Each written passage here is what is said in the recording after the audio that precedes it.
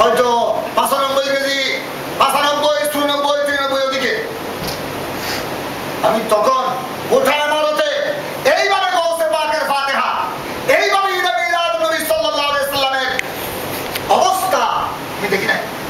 হয়তো কিছু কিছু ওয়ার্কশপ গ্যারেজ এলাকায় ছোট্ট ছোট্ট কিছু কিছু আমাদের প্রবাসীরা মিলে কিছু কিছু করতেন। আল্লাহর মেহেরবানি এখন আসার পথে, আমি মুস্তাফা থেকে আসার পথে ওই আমার ভাগিনা এখানে আসেন, আমার ভাগিনা, আমার ওই ছোট ভাগিনা এসেছে, আমার নাতি সহ। আমাকে বলে যে মামা ওদের এবার তো রাষ্ট্রীয়ভাবে কোথায় ইমারতে হুকুমতের পক্ষ থেকে ঈদে মিলাদ নবী করার জন্য অনুমতি দিয়েছে। সুবহানাল্লাহ, সুবহানাল্লাহ। বাংলাদেশে যেভাবে ঈদে মিলাদ নবী হয়েছে, গোটা রবিউল আউয়ালের পূর্ণ মাস, পুরো মাস ওদের ইমারত, কোথায় ইমারতে গোটা রবিউল আউয়ালের পূর্ণ মাস ঈদে মিলাদ নবী সাল্লাল্লাহু আলাইহি ওয়াসাল্লাম প্রত্যন্ত অঞ্চলে পালিত। আমি মনে করছি এটাও আমাদের প্রবাসী ভাইদের অবদান। সুবহানাল্লাহ, এটা আমাদের প্রবাসী ভাইদের নিয়ত, আপনাদের হিম্মত। ওই নিয়ত সহি হলে আল্লাহর দরবারে কবুল হয়ে যায়। আলহামদুলিল্লাহ। এভাবে এখন খাতে আজ রহম দেখতেছি। গতকাল আগাম গেলাম, আমি মনে করছি একটা ছোট্ট অনুষ্ঠান হবে, এখানে নামাজের পরে একটু সামান্য আমাকে বলো যেন হাফেজ আবু জাফর এরকম হুজুর আপনি একটু আমাদের এখানে আসবেন, ওয়ার্কশপ গ্যারেজের মসজিদ, একটু এখানে নামাজের পরে সামান্য একটু তকরির করবেন। আমাদের মাহফিল 10টা, 10:30টার মধ্যে শেষ। একটু তওয়ারুক হবে। ওখানে গিয়ে দেখলাম আল্লাহর মেহেরবানি, আপনাদের দোয়ায় গোটা মসজিদ, পুরা গ্যারেজ, গোটা গ্যারেজ পরিপূর্ণ, মানুষকে মানুষ।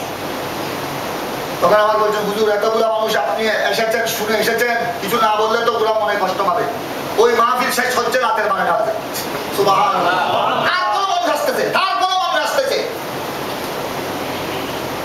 এই যে একটা মহব্বত, এটা বিরাট জিনিস। ইচ্ছা থাকলে উপায় হয়।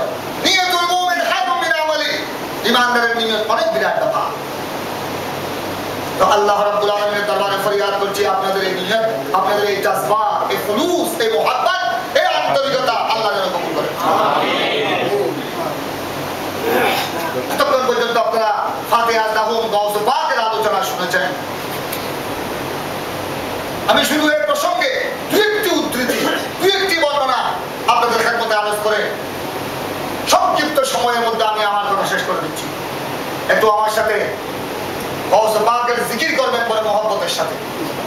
অনেকে এগুলো বুঝে না যে আমরা আল্লাহকে স্মরণ করছি, আবার এখানে কি ওলি বুজুর্গ, আবার এখানে পীরানের পীর গাউসে পাক, আব্দুল কাদের জিলানী, খাজা গরিব নওয়াজ, এদেরকে স্মরণ করার কি দরকার? আমরা যিনি স্রষ্টা, যিনি আল্লাহ, যিনি হাকামুল হাকিমিন, যিনি আমাদের খালিকার মালিক, আমরা তাকে স্মরণ করছি, তার দুয়ারে রুকু করছি, সিজদা করছি, বাস এটাই তো যথেষ্ট। সুবহান আব্দুল কাদের, খাজা গরিব নওয়াজ, এরা তো আমাদের মতো একজন মানুষ। নাউযুবিল্লাহ এরকম বলার লোক কিছু আছে না? আছে না? নাউযুবিল্লাহ। সে বুঝে নাই আল্লাহর ওলির মর্তবা। আরে আল্লাহর ওলির জিকির মূলত আল্লাহর জিকির। সুবহানাল্লাহ। আল্লাহর ওলির আলোচনা মূলত আল্লাহর আলোচনা। আল্লাহর ওলির প্রতি মুহাব্বত মূলত এটা আল্লাহর প্রতি মুহাব্বত। সুবহানাল্লাহ বলেন না? সেজন্য আমার নবী এক হাদিসের মধ্যে আমার নবী একটা গ্যারান্টি দিয়েছেন যে আমরা যে মুসলমান, আমরা যে ইমানদার, ইমান নিয়ে কবরে কে যাবে? মুখে তো আমরা সবাই দাবি করতেছি, দাবি করা কিন্তু সহজ। আমি মুসলমান, অনেকে বন্ড নবীও দাবি করে নাই। এমনকি দেখেন আমার নবী তো সমস্ত নবীগণের ইমাম, আমার নবী সাইয়্যিদুল আম্বিয়া, আমার নবী সাইয়্যিদুল মুরসালিন। আমার নবীর সাথে পর্যন্ত বেয়াদবি করেছে, অনেকে ভণ্ড নবী দাবি করেছে, ঠিক কিনা?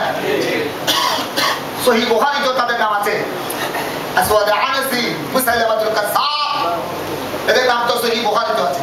সহিহ বুখারী কোরআনে পাকের পরে যে কিতাবের স্থান, ভণ্ড নবী। তারা মনে করলো আরেকজন মহিলা আছে, মহিলা, ওই মহিলাও ভণ্ড নবী দাবি করেছিল।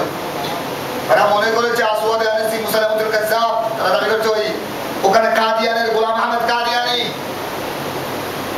এরা নিজকে নবী দাবি করেছে।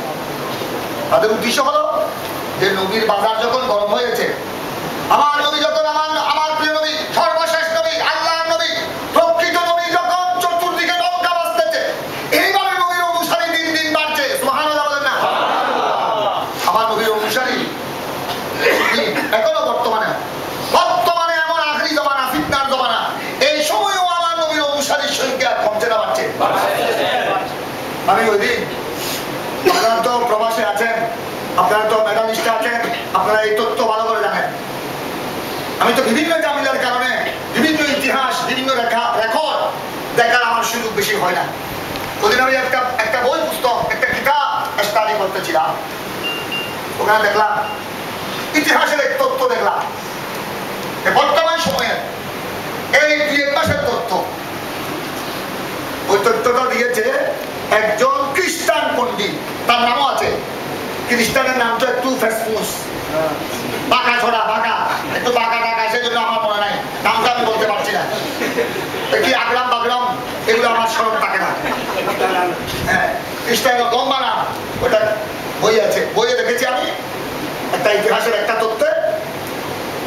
উনি হলেন খ্রিস্টান বর্তমান সময়ের, বর্তমান বিশ্বের খ্রিস্টান কয়েকজন রাইটারের মধ্যে একজন। ইউরোপে, পাশ্চাত্য দেশে, পশ্চিমা দেশে উনি হলেন বর্তমান বিশ্বের কয়েকজন গবেষকের মধ্যে একজন। আমাদের মুসলিম পণ্ডিত যেরকম আছে, মুসলিম পণ্ডিত আছে না, উনি হলেন বর্তমান বিশ্বের যারা গবেষক তাদের মধ্যে অন্যতম একজন গবেষক। কোথায় ইউরোপের মধ্যে পশ্চিমা দেশ তার বিরাট একটা সুনাম রয়েছে।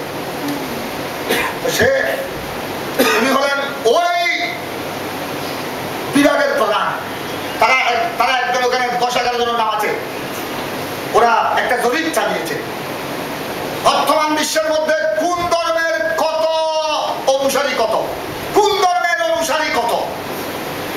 গোটা বিশ্বের মধ্যে খ্রিস্টান ধর্মের এবং কোন অঞ্চলে, কোন এলাকায় কত সংখ্যা, ইউরোপে বর্তমান মুসলমানের সংখ্যা কত, খ্রিস্টানের সংখ্যা কত, এশিয়ায় বর্তমান মুসলমানের সংখ্যা কত, এবং মুসলিমের সংখ্যা কত, খ্রিস্টানের সংখ্যা কত, অন্যান্য ধর্মাবলম্বী এদের সংখ্যা কত, একটা তারা জরিপ চালিয়েছে। এটা একটা ওয়ার্ল্ড ওয়াইড ব্যাপার, বিশ্বব্যাপী। উনি মন্তব্য করেছেন, ওটা দেখে আমি অনেকক্ষণ হতভম্ব হয়েছিলাম। এটা দেখেন, অথচ তিনি মুসলিম পণ্ডিত নন, অমুসলিম পণ্ডিত, তারপর আল্লাহর মেহেরবানি তার কলম দিয়ে, তার মুখ দিয়ে হক কথা বের হয়েছে। সুবহানাল্লাহ বলেন। তার কলম দিয়ে, তার মুখ দিয়ে হক কথা, একটা সত্য কথা।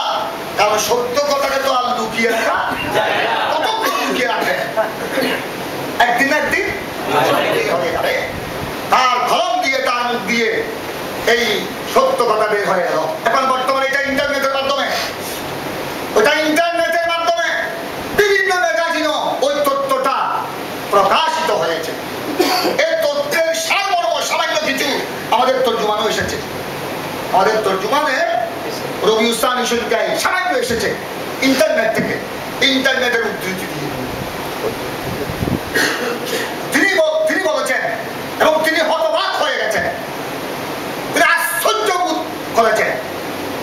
তিনি হিসাব দিতে যে বর্তমানে ইউরোপে মুসলমানের সংখ্যা এত, অমুসলিমের সংখ্যা এত, খ্রিস্টানের সংখ্যা এত, ইহুদির সংখ্যা এত, যাবে তিনি চাইনা, ফ্রান্সে, এশিয়ায় একটা তালিকা দিলেন।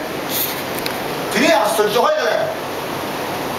মুসলমানের সংখ্যা যে সমস্ত রাষ্ট্র হলো সংখ্যাগরিষ্ঠ মুসলমান, যেমন মালয়েশিয়া, যেমন পাকিস্তান, যেমন বাংলাদেশ, ওখানে তো মুসলমানের সংখ্যা বাড়বে, এটা কোনো আশ্চর্যের কথা নয়।